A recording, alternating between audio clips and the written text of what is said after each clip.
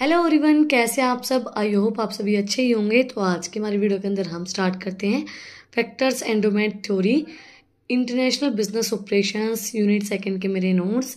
हमारी जो पिछली वीडियो थी उसके अंदर हमने किया था comparative cost theory and new factor theory. अगर आपने वो वीडियो नहीं देखी है तो उसका लिंक डिस्क्रिप्शन में है, आप लोग जाके चेक कर सकते हैं। और अगर आप चैनल पे नए हैं तो सबसे पहले चैनल को जाकर सब्सक्राइब करें, बेल आइकन प्रेस करें फॉर न्यू अपडेट्स। तो आज की हमारे वीडियो के अंदर हम स्टार्ट करते हैं factor endowment theory. The factors endowment theory of international trade suggest that countries specialise in production goods that utilise their endowment factors for the production. For example, a country rich in natural resources may specialise in the exporting raw material. Factor endowment theory हमें क्या बताती है, suggest करती है कि जो country जिस चीज़ के अंदर स्पेशलाइजेशन है उसका जो फैक्टर्स वहाँ पे मिलते हैं, जैसे अभी नॉर्मल सी कोई चीज़ है, कोई फैक्टर एंडोमेंट थ्योरी में क्या बताती है, जो कंट्री जिस चीज़ के अंदर स्पेशलाइज है, स्पेशलाइजेशन जिसका उसके अंदर है, तो वो कंट्री उसको ज़्यादा एक्सपोर्ट करेगी क्योंकि उसके अंदर उस चीज़ का स्पेशलाइजेशन है और वहाँ पे वो चीज़ ज़्यादा भी होगी। जैसे इसने एग्जांपल दिया है कि जैसे कोई भी कंट्री है वो रिच है नेचुरल रिसोर्सेज के अंदर, जहाँ पे नेचुरल रिसोर्सेज ज़्यादा हैं तो वो स्पेशलाइजेशन होगी रॉ मटेरियल्स को एक्सपोर्ट करने के लिए, क्योंकि उसके अंदर रॉ मटेरियल बहुत ज़्यादा होंगे, है ना। तो जिस चीज़ जहाँ पे जो चीज़ ज़्यादा है, जहाँ पे जो चीज़ स्पेशलाइजेशन है, जहाँ पे जो चीज़ बनती है, तो वहाँ पे उस चीज़ का एक्सपोर्ट भी ज़्यादा होगा। तो वो चीज़ हमें फैक्टर एंडोमेंट थ्योरी बताती है। Points of factor endowment theory. First was comparative advantages. The theory is based on the concept of comparative advantages, where countries specialize in the production goods that they can produce more efficiently or at a lower opportunity cost.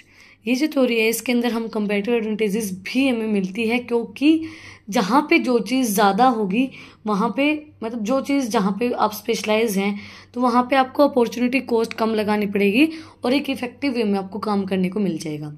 देखो, जो चीज़ जिसको आती है वो उसको ज़्यादा अच्छे से कर पाएगा, जो उसके अंदर स्पेशलाइजेशन है जिसका, तो वो बहुत एक आसानी से और बहुत कम टाइम पीरियड के अंदर उस चीज़ को कर देगा। और जो बंदा उसके अंदर परफेक्ट नहीं है, जिसको कम आता है, जो फ्रेशर है, तो वो उस चीज़ के अंदर टाइम लेगा करने में।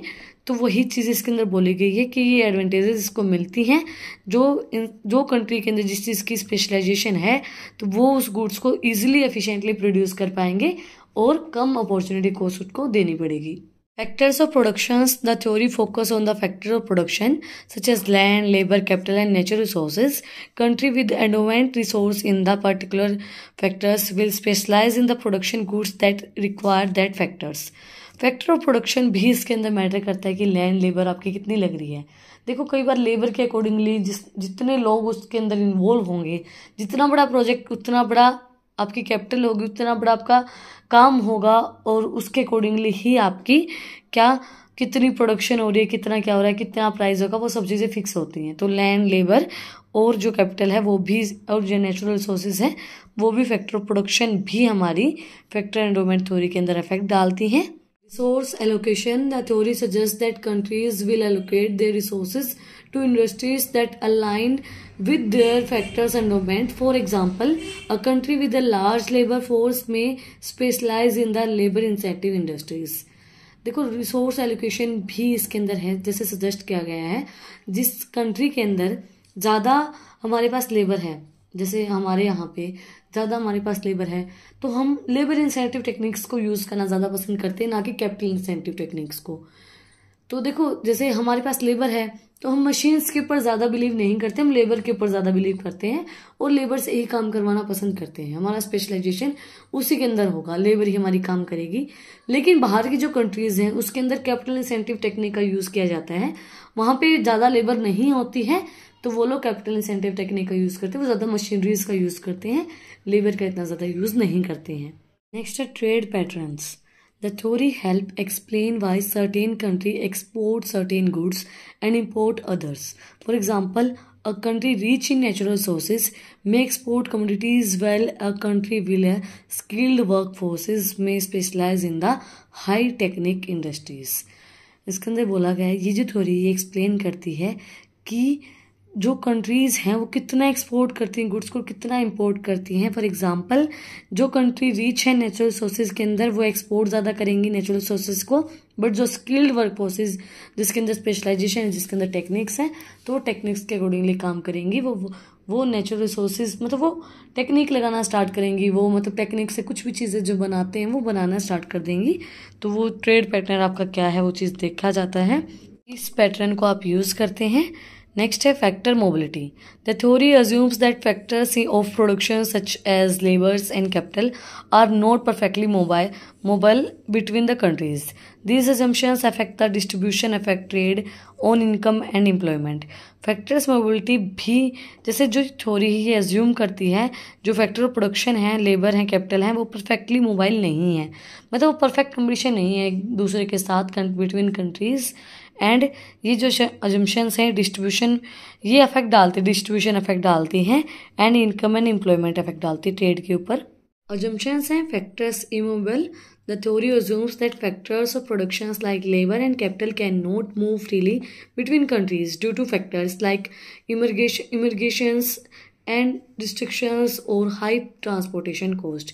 ये जो थ्योरी है ये एज्यूम करती है जो हमारे फैक्टर ऑफ प्रोडक्शन है चाहे लाइक लेबर एंड कैपिटल वो फ्रीली मूव नहीं कर सकते एक कंट्री दूसरी कंट्री के साथ, इसके अंदर अफेक्ट डालते हैं जैसे कि हमारी रिस्ट्रिक्शंस होती हैं, ज़्यादा ट्रांसपोर्टेशन कॉस्ट लगती है अगर आप एक कंट्री से दूसरी कंट्री में अपने गुड्स को मूव करवाते हैं तो। नेक्स्ट है homogeneous factors. It assumes that factor of productions are homogeneous within countries, meaning that all units of labour और capital are the same in terms of skills और productivity. ये theory हमारी assume करती है कि हमारे जो फैक्टर ऑफ प्रोडक्शन है वो होमोजीनियस है, बिकॉज ये सोचती है कि जो लेबर और कैपिटल है हमारी वो सेम है, उनकी जो स्किल्स एंड प्रोडक्टिविटी वो सेम है। नेक्स्ट है कांस्टेंट रिटर्न टू स्केल। ये जो थ्योरी है इसके अंदर बोला गया है the theory assumes that productions exhibits constant return to scales, meaning that doubling the input will doubles the output. This assumptions will determine the relationship between factor environment and productions level. ये जो theory है इसके अंदर assume किया जाता है अगर आप इनपुट को डबल करेंगे तो आपका आउटपुट भी डबल हो जाएगा। ये हमें रिलेशनशिप बताती है फैक्टर एंडोमेंट और प्रोडक्शन के बीच में। लास्ट बट नॉट लीस्ट हमारा perfect competition. The theory assume that perfect competition in a market where there are the many buyer and seller and no single entity has power of influence price. ये जो theory है ये perfect competition के accordingly काम करती है जिसके अंदर बहुत से हमारे बायर और सेलर होंगे और कोई भी सिंगल एंटिटी ऐसी नहीं होगी जो इन्फ्लुएंस कर सकती है प्राइस को। इसी के साथ आज की हमारी जो थ्योरी है वो कंप्लीट हो गई है, फैक्टर एंडोमेंट थ्योरी।